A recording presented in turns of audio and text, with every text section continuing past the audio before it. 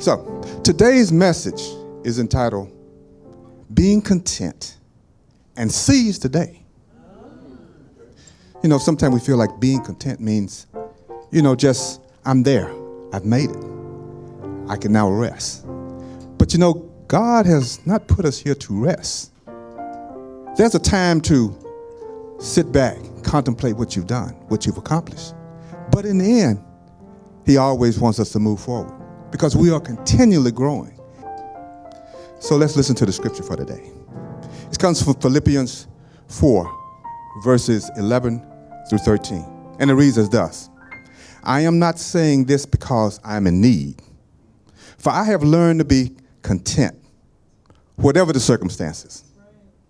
I know what it is to be in need, and I know what it is to have plenty. I have learned the secret of being content in any and every situation, whether well-fed or hungry, whether living in plenty or in want. I can do all things to Him who gives me strength. Feeling content in the modern world that is full of turmoil is a very challenging thing to achieve in itself. We are in a, for lack of a better word, a consumer-focused society. We want things. We see things. Things are pushed upon you.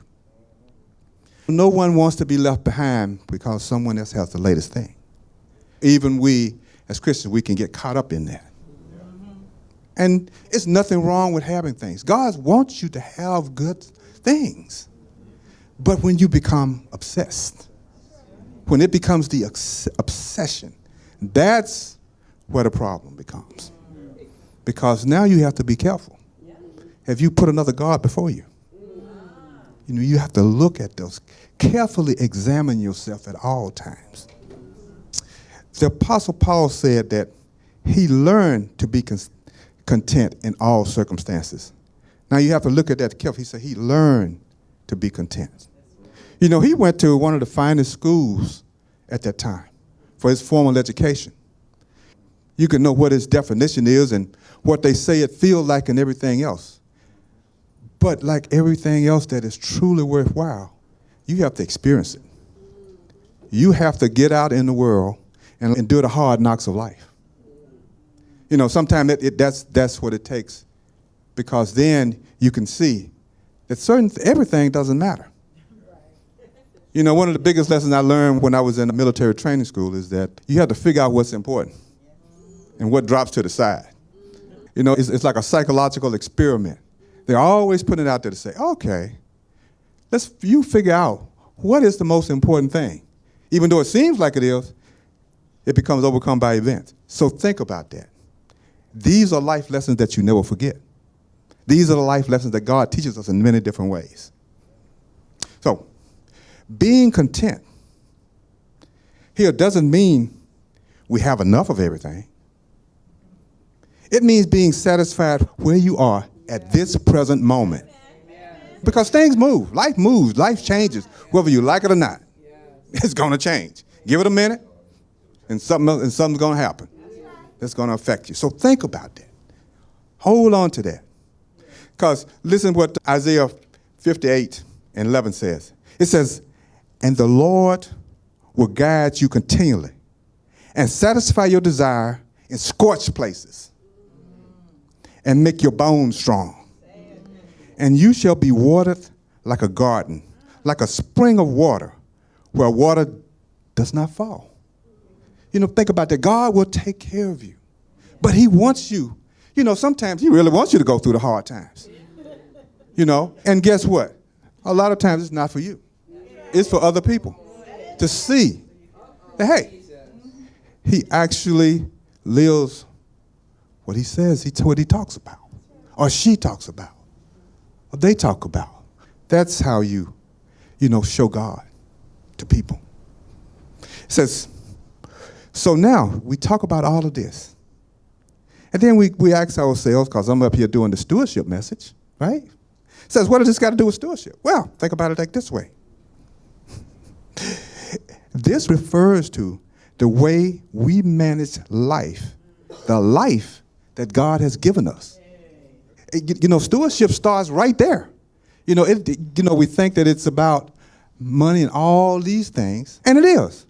But it starts with your life. You have the stewardship. You are the steward of that. No one else is.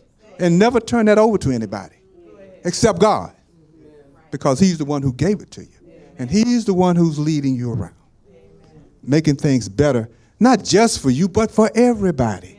You may not see it at times, but for everybody. That's why we're here. And all you have to do is your little part. Just your little part. Sometimes people want to save the world. No. Save yourself. Then help somebody else. That's it. We often, when you think of godly stewardship, we always talk about the three areas that we look at. Our time, our talents, and our treasure. Each is ours to manage every day of our life. Remember that. You're always managing that. You have to. But in doing that, God is saying, do for others. Do for others. See, and I'll end with this. It says, do you want to make your life count? So how do you do that? It said, do you want to fulfill the purpose for which you were born? First, find it. Figure out what it is. And God tells you. And we each do it a little bit differently than others, because we're each unique individuals. It says, begin here. Seize the day. Every day you get up. Seize the day and entrust yourself to God. Because that's the only way you're going to truly seize it. Yes, you can seize the day, but that doesn't necessarily mean you ain't going to screw it up by seizing it. Without God. And the first and highest act of godly stewardship is to invite him to direct your days and your ways. And how you spend your time, your talents, and your treasures. Let us pray. Father, thank you for all who choose to give to Agape Deliverance Ministry. Bless them and their families. Bless those who desire to give, but do not have it at this time. Father, place in our hearts and our minds every working morning to seize the day and entrust ourselves to you. In Jesus' name, amen.